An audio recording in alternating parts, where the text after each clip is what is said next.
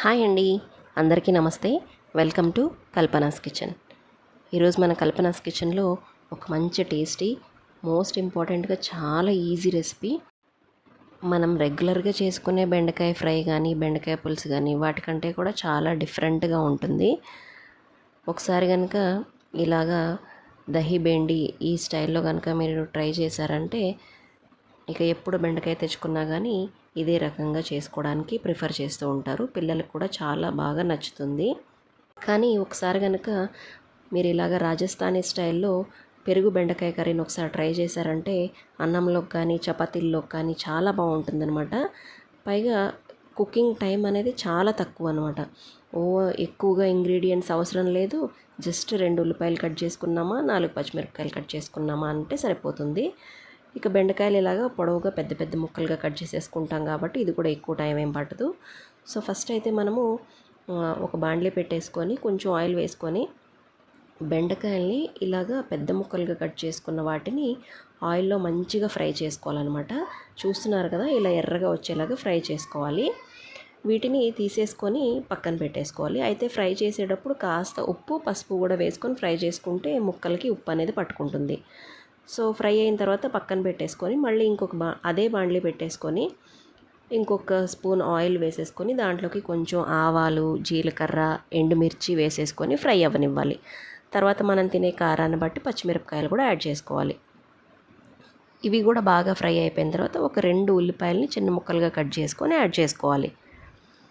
తర్వాత ఉల్లిపాయలు కాస్త కలర్ మారిన తర్వాత కొంచెం అల్లం వెల్లుల్లి పేస్ట్ అనేది వేసుకోవాలి. అల్లం వెల్లుల్లి పేస్ట్ మనకి స్మెల్ అనేది పోయే వరకు బాగా ఫ్రై చేసుకుని తర్వాత ఒక బౌల్లోకి 1 కప్పు వరకు పెరుగు తీసుకోవాలి.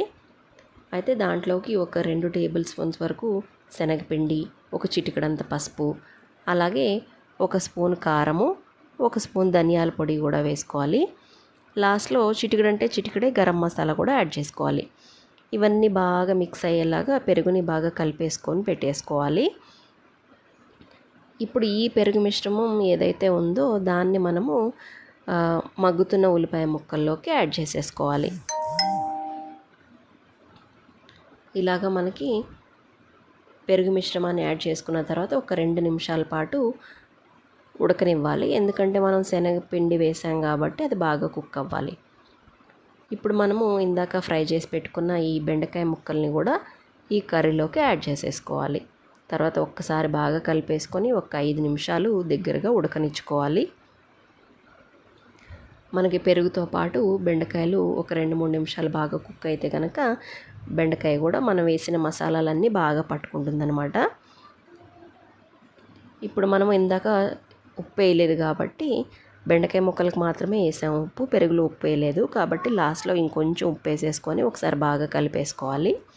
ఒకవేళ మీరు చపాతీలోకి వాటిల్లోకి తినాలి అనుకుంటే కనుక బాగా దగ్గరగా ఉడకనిచ్చుకోవచ్చు. లేదు అన్నంలోకి తింటాము అనుకుంటే కనుక కాస్త పలుచగా ఉన్నా కానీ కర్రీ బాగానే ఉంటుంది. లాస్ట్లో తరిగి పెట్టుకున్న శుభ్రమైన కొత్తిమీరని యాడ్ చేసేసుకొని ఒకసారి బాగా కలిపేసుకోవాలి.